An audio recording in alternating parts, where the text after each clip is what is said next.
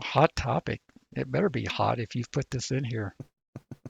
So, like, the topic was brought up about many new offenses attributed to people forced to register are not new PFR type crimes. They are administrative or technical violations of registry rules, often just paperwork mistakes, but they're counted as recidivism.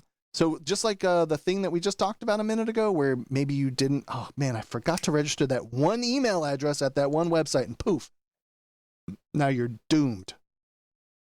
That is true, and most of what gets labeled as reoffending is actually failure to comply with some aspect of registration, compliance errors, or not understanding, or just not doing it.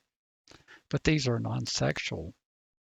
It would be like you having a restaurant and you not having your food temperature or your parts per million right on your cleaner. You know, you're not deliberately poisoning the food, but you may be indirectly. But these are non-sexual offenses.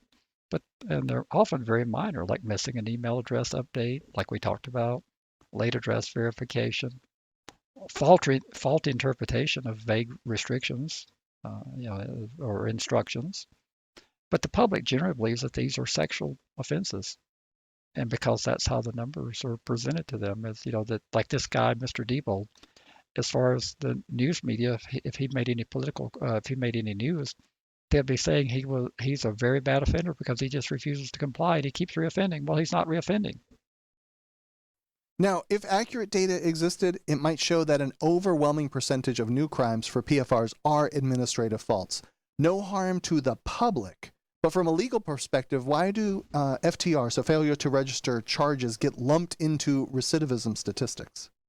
Well, that's actually an easy one to answer because it scares the public into believing that this nonsense is working to keep them safe, and it justifies the existence of a huge apparatus that makes a very good living arresting and prosecuting these technical violations. That's one of the easiest questions you've ever given me.